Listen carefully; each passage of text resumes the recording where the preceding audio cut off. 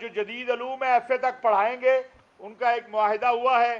باقی وفاق جو نئے وفاق بن رہے ہیں یا نئے امتحانی بورڈ بن رہے ہیں، ان کے بنانے کا مقصد بھی یہی ہے کہ مدارس میں مزید بہتری آئے، کمپٹیشن بھی ہو، بہتری بھی آئے، سہولتیں بھی ملیں، اور قطعاً بات یہ ہے کہ حکومت مدارس کو فیسیلیٹیٹ تو کر سکتی ہے۔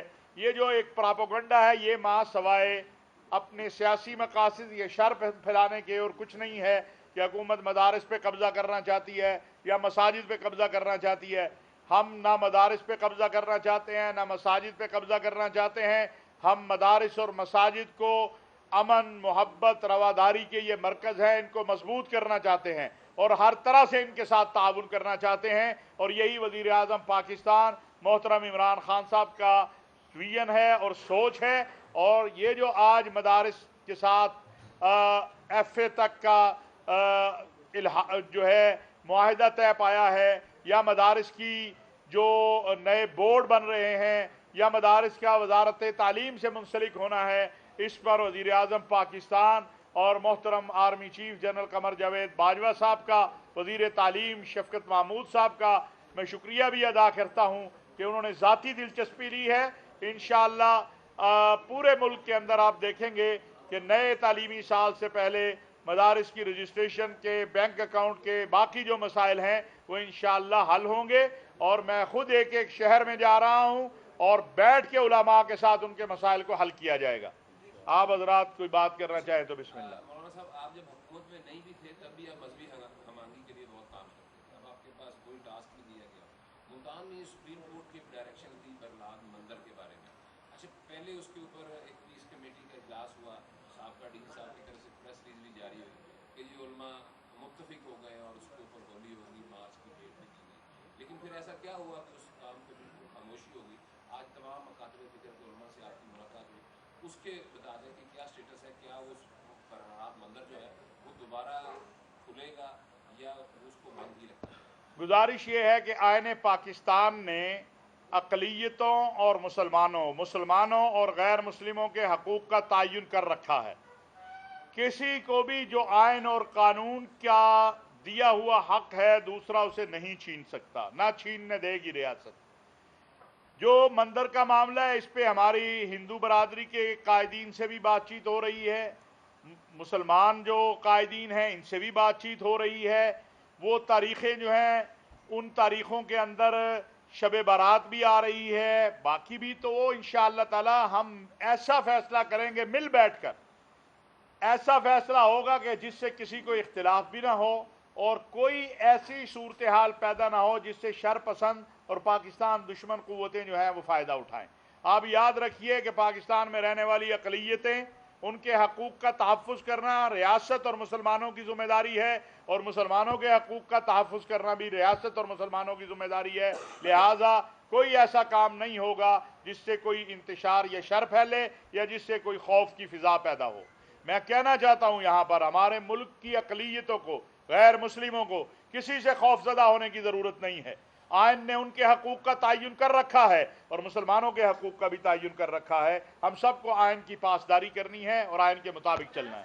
چولستان میں ہندو فیملی تھے اور رام نے خودکشی کی ہے اور ساتھ اس نے اپنے بچوں کو اور بیوی والوں کو بھی مار دیا ہے، صرف اس کی غربت کی وجہ سے نا، تو ان کے حقوق کے حوالے سے آپ کیا کہیں گے؟ دیکھیے، غربت بلا شبہ ہے، یہ خالی ہندوؤں یا اقلیتوں کے لیے نہیں، مسلمانوں کے پاس کے اوپر بھی غربت ہے۔ مہنگائی ایک بڑا مسئلہ ہے، اس کے حل کے لیے کوشش کر رہے ہیں۔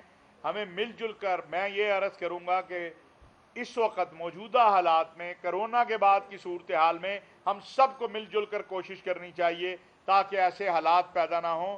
ہمسایوں کا خیال کرنا چاہیے، مخیر حضرات کو، غرباء فقراء کا خیال کرنا چاہیے۔ اور میں تاجروں سے آج ملتان سے یہ اپیل کرنا چاہتا ہوں کہ رمضان المبارک آنے والا ہے، مہنگائی کرنے والوں کا تاجر برادری خود ہاتھ روکے تاکہ مہنگائی نہ ہو۔ حکومت تو کرے گی لیکن تاجر برادری کو بھی چاہیے کہ وہ اللہ کے لیے جو ان کا منافع ہے وہ اللہ سے تجارت کر لیں اور اپنے منافع کو کم از کم جو ہے 50% کم کر دیں تاکہ لوگوں کے لیے سہولت پیدا ہو۔ علامہ صاحب، آپ مذہبی امور کی وزارت سے بھی منسلک ہیں، کل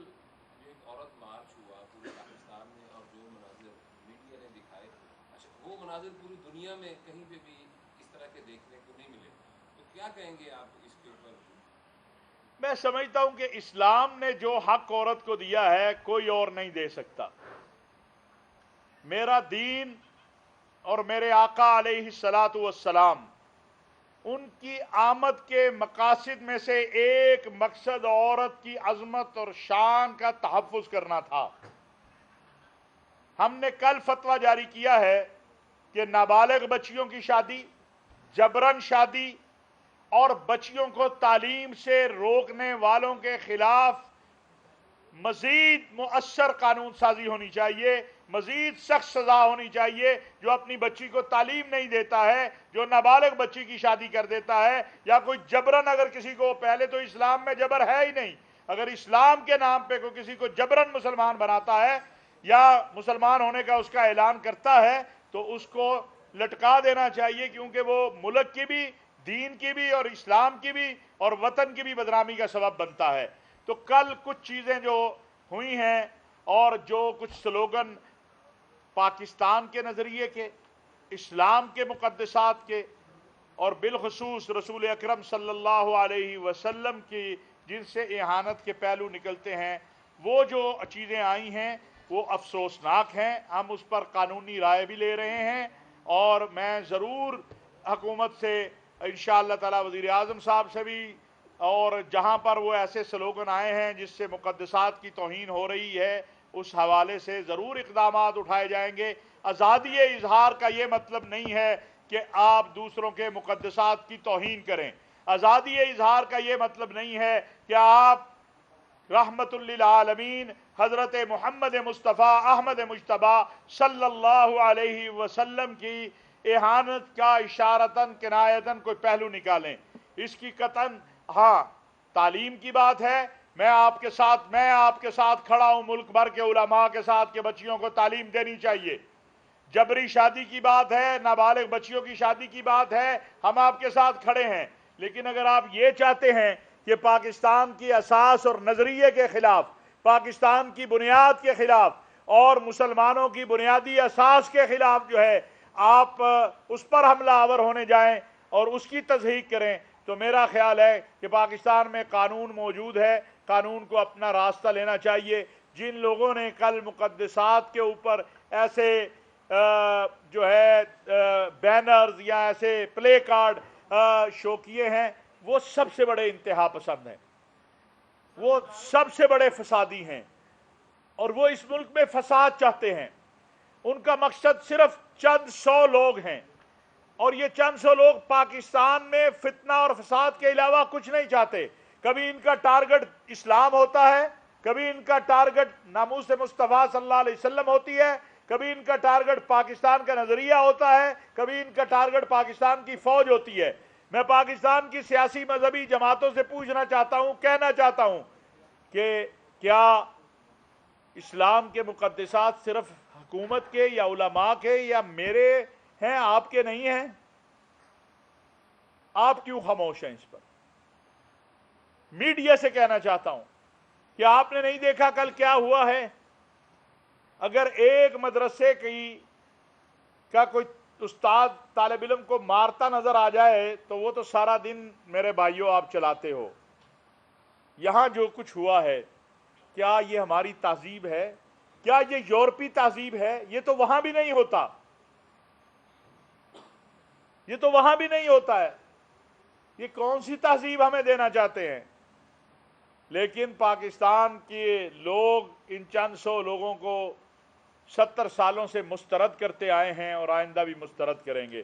औरत के हक की बात है तो अल्हम्दुलिल्लाह हम अपनी माँ, बहन, बेटी के साथ खड़े हैं। अल्लाह के नबी सल्लल्लाहु अलैहि वसल्लम ने फरमाया, खैरुकुम लिअहली, तुम में से बेहतरीन वो है जो अपने अहल के लिए बेहतर है।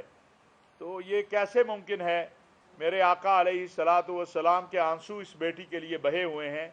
इसलिए मैं बेटियों से भी गुजारिश करूँगा, वालिदैन से भी गुजारिश करूँगा कि खुदारा ये जो चंद 100 लोग हैं जो सिर्फ फितना चाहते हैं, जो हमारी तहजीब, तमद्दन और हमारे नज़रिए पे हमला करना चाहते हैं, आपको भी इनसे होशियार होना चाहिए।